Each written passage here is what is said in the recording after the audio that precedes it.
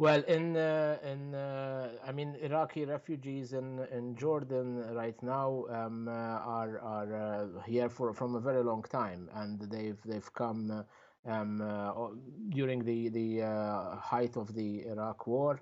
I can't speak about Turkey, but I live in Jordan. A lot of them have been integrated into the Jordanian society and are living here in the host community, contributing to the economy and the society here, and they live relatively good and normal life, as opposed to, for example, the Syrian refugees who have been fleeing over the last years in the latest war on Syria, inside Syria, where a lot of them have been dispersed across Jordan, Lebanon, Turkey, Egypt, and they are living. Many of them are living in precarious conditions in camps and in substandard housing. I think the point that we're worried about as the Norwegian Refugee Council right now is about the closure of camps inside Iraq, where displaced Iraqis in their own country, who have been unable to return to their own neighborhoods, to their own homes, are now being forced out in the cold in the middle of winter, in the middle of the COVID-19 pandemic. Um, they are facing possible even violence and arrest at checkpoints because some of them might be affiliated with armed groups. Yeah, I mean, refugees should never be forced anywhere. They shouldn't. Refugees have a right to stay and settle in a place until things get better back in their homes. It should be their voluntary decision.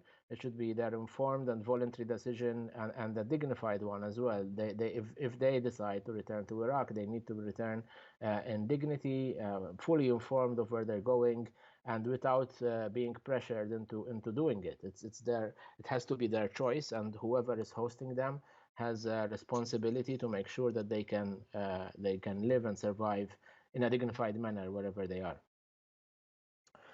Yes, so we've been urging the Iraqi authorities to reconsider that decision.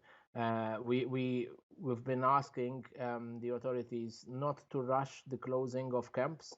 Of course, we don't want anyone to live in camps, but until they have an alternative, that is, that they can return home in safety and security without any fear of retribution of any form of being homeless.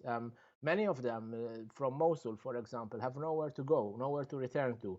Others face violence or even being arrested at checkpoints on the way back home. So we're calling on the government to plan this well, plan it ahead, inform all those involved in advance so that they can also coordinate and plan their return. Make sure there are services where they are going to return.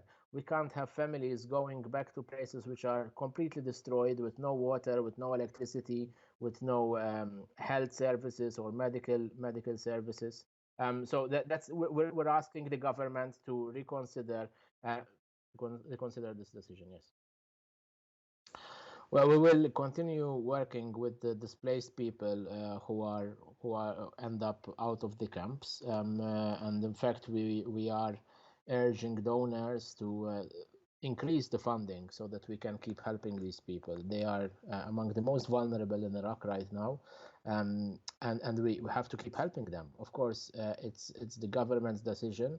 It has a right to make that decision. We are just warning that this is not the right time and not the right way to do it. It is winter has just started. It's cold.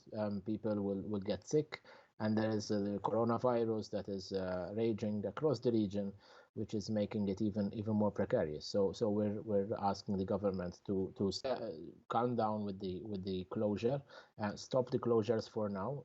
But if they happen, we are there. We will keep working and servicing these people, and we will urge the international community to give even more funding because they will need more help as they end up out of camps. So a lot of these displaced people have either come from destroyed places, so they have nowhere to return to. They don't have a house, they don't have a neighborhood that they can settle back in. A lot of them as well are being stopped on the way. They're not being allowed to return because of the tensions between communities.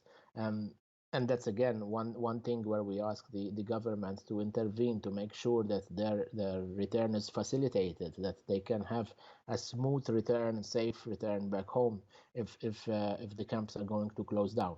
Those are two major issues. Of course, where you have destroyed neighborhoods like Mosul, you have no services, very basic services, water, electricity, healthcare, and education. So that's part of the problem. Yeah, you're welcome. Thank you. Thank you for having me. Bye bye.